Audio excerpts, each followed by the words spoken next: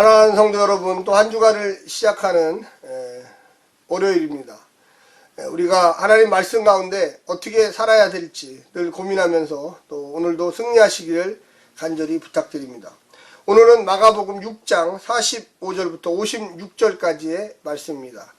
우리의 일상 속에서 주님과 함께 동행할 때에 기적도 나타나고 은혜도 주시고 또 어려움과 고난 속에 참고 인내하는 힘과 용기를 주시는 하나님을 만나시기를 간절히 부탁드립니다.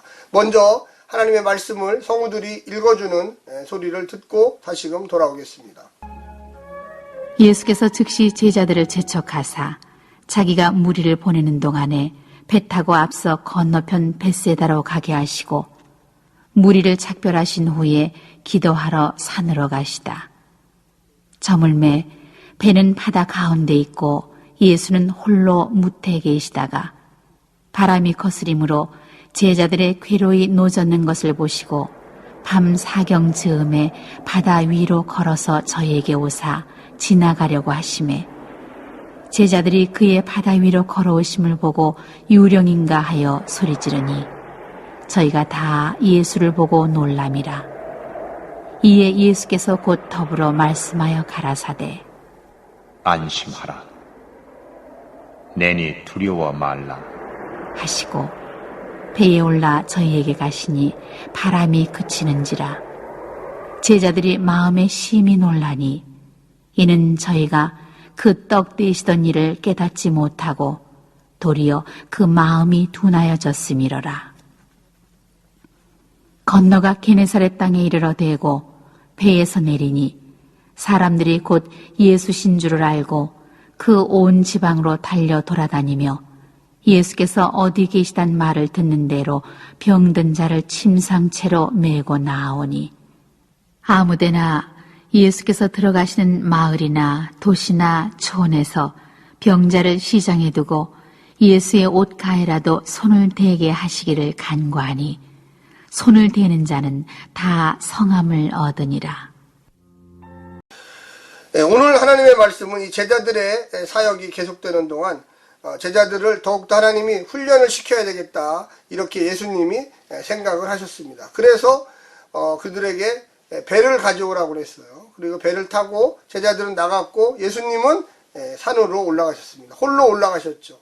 낮에 많은 사람들이 와서 예수님 곁에 있었고 물론 제자들도 있었습니다. 그런데 예수님은 인간이셨고 또 피곤도 하셨어요. 그러나 더 중요한 것은 뭐냐면 하나님을 더 직접 만나기를 원했습니다. 그래서 산으로 기도하러 올라가셨습니다. 예수님은 제자들을 왜 배를 타고 바다로 이렇게 보냈느냐, 무언가 그들에게 깨닫게 하기 위해서 그렇습니다. 새벽에 이르러 예수님이 무리를 걸으시고 면서 제자들에게 배에 옵니다. 얼마나 놀랬겠어요. 그때 바람이 불었고 그 바람 사이로 예수님이 나타나셨어요. 아마도 사람이 걸을 수 없는 지역까지 배가 나간 것 같습니다. 깊은 곳이죠. 그런데 예수님은 그들에게 이르시기를 그 제자들이 무서워하니까 안심하라, 내니 두려워하지 말라, 이렇게 얘기합니다. 여러분, 바다 가운데, 깊은 바다 가운데 어떤 사람이 바다 위를 저벅저벅 걸어온다. 어떤 사람이라고 그를 무서워하지 않겠습니까? 그건 귀신일지도 모른다, 이렇게 생각할 수도 있죠. 그런데 예수님은 나다, 무서워하지 말아라, 이렇게 얘기를 해요. 제자들은 깜짝 놀랐어요. 그리고 거기에 뭐라고 이야기하냐면 저희가 그 떡 떼시던 일을 깨닫지 못하고 도리어 그 마음이 둔하여졌더라. 낮에 어떤 일이 있었냐, 어제 낮에 무슨 일이 있었습니까? 오병이어의 기적이 있었어요. 출애굽 40년에 그 놀라운 풍요로움을 경험시켜줬어요. 그런데 그들이 예수님이 무리를 걸어오시는 그 모습을 보고 더 무서워졌다.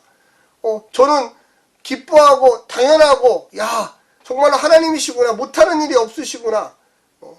바다 위를, 그 바다에 사단들이 살고 있는 그 거처를 묵묵히 걸어오실 수 있는 분이야, 이렇게 받아들여야 되는데 그게 아니라 저 사람은 누구지, 무서워, 이렇게 예수님을 바라봤다는 거예요.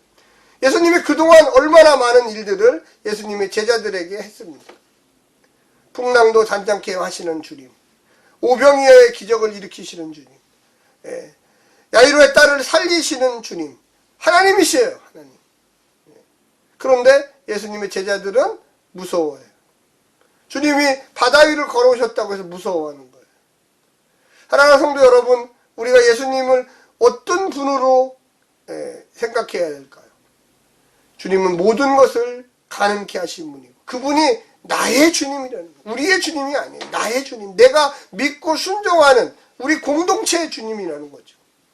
그런데 오늘날 우리는 주님을 너무나 쉽게 생각하고 너무나 멀리 생각하고 별일이 아닌 것처럼 생각하는 경우가 많이 있습니다.